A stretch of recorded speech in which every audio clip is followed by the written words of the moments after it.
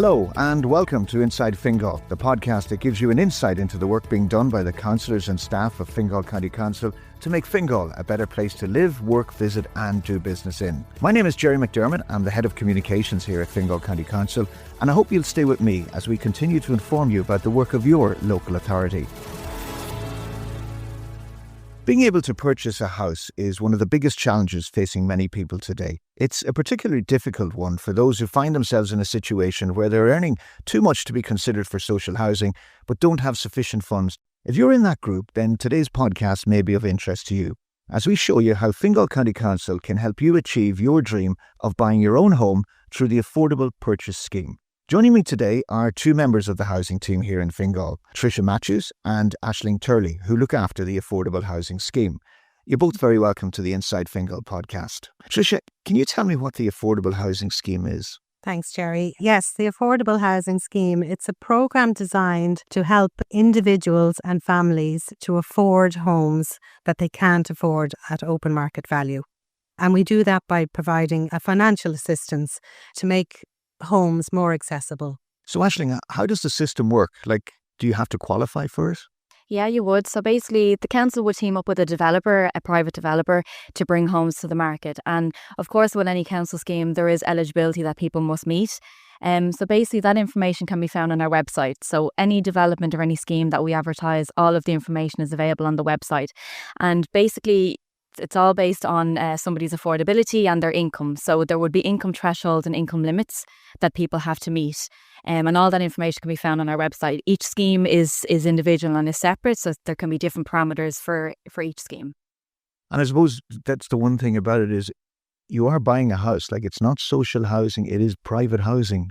Yeah, it's very important and that's a very good point that you brought up, Gerry. The home is a private home and the sale is between the purchaser and the developer. The council is providing financial assistance by way of equity share to help people to afford the home, but it is their home. At the end, they will own the home. So what is the equity share, Ashling? So basically, the equity share is the contribution that the council will provide.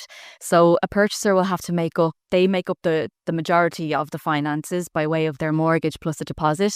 And then the council bridge the gap between what the purchaser can afford versus what the market value of the home is. So that contribution that the council give is expressed as an equity, and that equity has to be registered then on the home. So obviously, if the council are giving a financial contribution, it has to be registered somewhere and it has to be noted somewhere. So that's what we call that. It's the equity share and the equity contribution. And I suppose if the council are taking an equity share in it, they're probably expecting to get paid back at some stage. So how does that work out? Yeah, so I suppose it's not something that we want people to worry about right now. There is what's called a long stop date, and the long stop date is 40 years.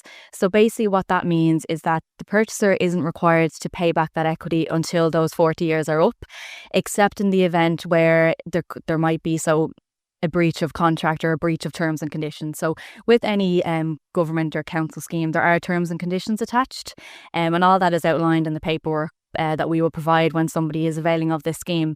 But more often than not, everything will run smoothly, and it's not something that somebody has to worry about right now. Yeah, and I suppose the good point of it is that, if you have a 20-year mortgage or something like that, you've time to clear off the mortgage before you even think about the equity share. You can pay it back if you like. There is a payment of a minimum of €10,000 per redemption. It's called a redemption payment.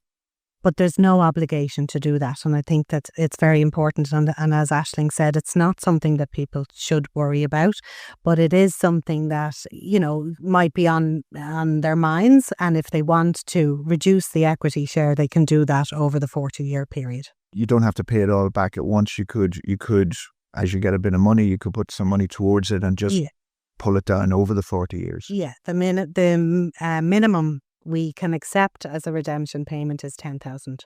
Just looking, Ashling, at the actual system and that. So I qualify, or I feel I qualify, and that. What do I need to do? Yeah, so basically, when you're having a look on our website and you see a scheme or a development that's, is attractive to you and you feel like you might want to live in that area, the first thing that you need to do is to prepare yourself to apply. So in order to avail of the scheme, we have an online application, and you need to get yourself ready and have all your paperwork in order prior to applying. So the scheme or the portal, the application portal, will launch on, for example, a Wednesday at 12 noon. And it's only from 12 noon that link will be available for people to actually log on and apply. So basically, we like to get people as ready as possible prior to that portal launching. We're aiming to be advertising 6 weeks prior to the portal, which gives people time to get their mortgage approval in place, to make sure they have their sufficient savings and sufficient funding. So I suppose before you even think about applying, you need to make sure that you have your paperwork in order. And I suppose our website is a really good place where you can see everything that you need for the application portal. And we have a list of documentation there that it literally step-by-step guide of what you need and how you can apply. And Tricia, just in terms of getting that mortgage approval, are mortgage providers aware of this scheme? Like if you go in and are sort of saying to them, I want to buy a house that costs so much, I only need a mortgage of this month because the council are going to give me a dig out. Well, we have approved lenders who would have signed up an agreement with the council and with all councils, and the Department of Housing and the Housing Agency have been working very hard to promote this scheme with our mortgage lenders. Fingal, we have quite a lot of dealings with mortgage lenders. The affordable housing team recently attended a first-time buyer event, and we're working hard with our mortgage lenders to make sure that people are mortgage ready, that they have their approval in principle before they apply. So to answer your initial question, mortgage lenders are well versed in affordable housing and what their obligations are to ensure its success. Okay. And Ashling, you mentioned there that there's a start date for the schemes where people can apply, and you mentioned a Wednesday, say at 12 o'clock and that. What happens then? Like, so you go onto the portal and you upload your documentation? Yeah, absolutely. So you go onto the portal, you have to register on the portal first. And once your registration is complete, then you can proceed to complete your application. So it'll have your personal details and then it'll go on to your financial details. And there'll be sections where you'll be able to attach documentation. Like what Tricia was saying, so the mortgage approval in principle, your statement of savings, you also have to prove that you're either a first-time buyer or you fall into the Fresh Start principle. So all of the information that we have on our documentation list, there's you'll be able to upload it onto the portal. Ashling, you mentioned the Fresh Start principle there. What exactly is that? Yeah, so the Fresh Start principle is basically, it's another element of the scheme. So you can either be a first-time buyer or fall under the Fresh Start principle. And a fresh starter is somebody who has owned a property previously in their lives, but due to circumstance that may have happened in their lives, they no longer own the property or they've been divested of the property. So there are 3 different categories of the Fresh Start principle, and further details are available on our website for people to view and to see which one they may fall into. And you mentioned they're first-time buyers, so if somebody already owns a home, they're not eligible for this scheme? No, unless they fall under the criteria of the Fresh Start. When somebody submits their application and loads up all their documentation, what happens then? So what happens then is that the application will come to us, the affordable housing team, for assessment. It's important to note as well that under the rules of the scheme, the applications are assessed in time and date order. And that's kind of a big thing that we're trying to get across to people. So the earlier your application is submitted, the better chance that you'll have, provided that you have met all the eligibility and that you've submitted everything that we've asked for. So the application comes to us and we assess it. Basically after that, we determine if somebody is eligible or if they're not eligible. Do they have the financial means to buy the house? So although the person is purchasing under an affordable scheme, it's also important to note that they have to have the means to be able to afford the minimum price that the property is being sold at. So that's kind of a big thing that we have to look at as well, to make sure that they meet the financial element of the scheme. So what do you mean by that? So when we advertise a scheme, we will advertise pricing. So even though somebody is availing of an affordable contribution from the council, there still has to be pricing parameters. So between the council and the developer, we agree a minimum price. So that's the minimum price that the property can be sold at. And then the council bridged the gap between that minimum price and the market value. Or if somebody can afford to pay more than the minimum, they will pay more. They will pay what they can afford, and then the council will make up the difference. Right, but the council's contribution would be reduced because they're paying more than Yes, the minimum. absolutely. Yeah. So it's very, so sometimes people might ask us, how much am I going to pay for this house? And that's kind of an open-ended question, because we don't know until we assess somebody's circumstances, because everybody's circumstances are different. Some person might need, the full 20% contribution from the council, and then the next person might only need a 5%.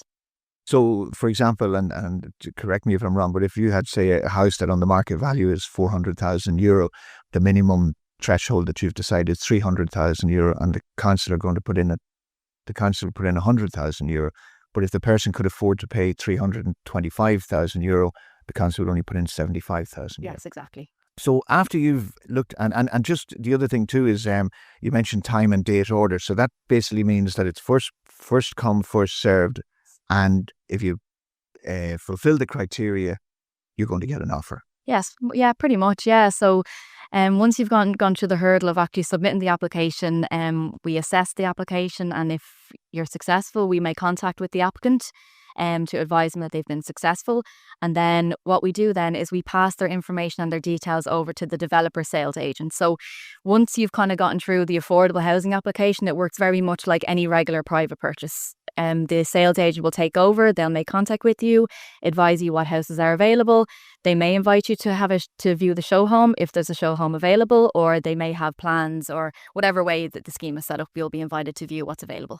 So what you're saying there is that getting your documentation is absolutely right, because it would be dreadful if you were the first person on the list and you had a mistake in your documentation. Does that happen very often? It does sometimes, yes, and that will slow down the process. So if you submit an application and there's documentation missing, or you've submitted information where we feel you don't have the financial means, or maybe you've forgotten to submit something, we have to go back to that person then and query the application. And I suppose it kind of puts them at a disadvantage then, because we'll have to go back to them again when they've responded. And it could be a case where we've continued with the assessments and, we could have assessed another 50 people. So it will slow down their chances of being successful. And where would their place on the list be? If they were number one and they've not got their documentation right and you're trying to sort that out, do they fall down the list? They can. It depends on how quickly they come back to us. So we would allow 48 hours for them to come, and their place will freeze for those 48 hours. And then if they're not in a position to provide the documentation, then the team will have to assess our next steps. But obviously, because of the amount of people applying, we have to be very fair to everybody. So while 48 hours doesn't sound like very much, if you are ready to go, it is enough. But if you're not ready to go, then in fairness of the scheme, we must move on to the next person. So that 6-week preparation period is very important then. It's crucial. Yeah. Absolutely. And, Yeah. and what sort of mistakes would people make in terms of their documentation? Like what sort of errors do you see cropping up? Sometimes they may not have uploaded, say that they're the proof that they're a first time buyer, and what we ask for that is proof that they've availed of the help to buy, or that they're eligible for the help to buy, because that's only available for first time buyers. Another one I mentioned there, we might see that there's a funding gap, so somebody might upload their approval in principle plus their savings, but it's not enough to meet that minimum price that we spoke about earlier on, and we have to go back and ask that person, do you have more funds to make up this minimum price? So that we would see that quite a lot. And I think that comes maybe just from people understanding the scheme and understanding, well, what does this minimum price actually mean? So I suppose it's more an education piece as well, that we're trying to make sure that people are as prepared as possible before they apply. Which is one of the reasons we're here today as well. That's why we're here, absolutely. You mentioned the Help to Buy scheme. So if I'm going down the affordable purchase route, am I entitled to avail of grants like that? Yes, you would be. So the Help to Buy is available for first-time buyers once they're buying a new build. So it's not available for second-hand houses. So yeah, so obviously, look on revenue and get your information there, but absolutely you can use it. Yeah, and the affordable housing schemes that Fingal offer, they're all new properties. They're all new builds, yeah, all new properties. And you've been doing this for quite a while, so you have been linking up with some of the biggest developers in the country to produce a number of schemes across the country. Yes, so we have large developers on our own sites, and the partnership there has been working very well because there's learnings on both sides, and I think over time, as well as the applicants getting better at applying for affordable housing, the councils and the developers are getting better at delivering the schemes. So the partnerships that we have are working very, very well. How successful has it been? So over the last year and a half, the council has delivered 599 affordable homes. So that's 599 families or individuals who have keys to their own front door. So we would say that we are market leaders in Fingal. So we're leading the way in terms of delivering affordable homes. And I would say 599 people who are happy. It means it is very successful for us. And people who probably wouldn't have been able to buy a home if it hadn't been for the affordable home scheme. Exactly. Yeah. And these schemes, they're dotted all over the county. Like it's not just confined to one particular part of the county. No. So again, on our website, you can see that we have schemes dotted around the county, from Donabate to Dublin 15 out to Balbriggan. And we have our new scheme launching in June in Ballynamona in Swords. So it's across the county. Obviously, when we're looking at developing our sites, we are looking at our own lands first, and then we're working with developers that have land with planning permission to come on board as well. The Ballynamona site that you just mentioned, that's going to be your next project. Tell me a little bit about that. So that's our scheme out in Moortown in Swords, and we will have 151 affordable 2 or 3 bedroom homes on sale. We're launching the portal on the 25th of June, and the pre-advertisement period started 2 weeks ago. So there are 4 weeks left to get yourself ready to apply for that scheme. It will be, we expect it to be a very well subscribed. Thanks, Gerry. A very oversubscribed. And I think it's important to state that also all of Fingal's schemes to date have been oversubscribed. So Ashling had mentioned earlier, just in terms of the fairness of the scheme and having your documentation ready, it is very important that we all understand that there are limited units on each of these developments. And early application, we cannot stress that enough, but early application does not guarantee a home. And while that's the kind of the dark side of this scheme, that is the reality of affordable homes. There are a limited number of units, a huge number of applications, and it is the applications are based on time and date order.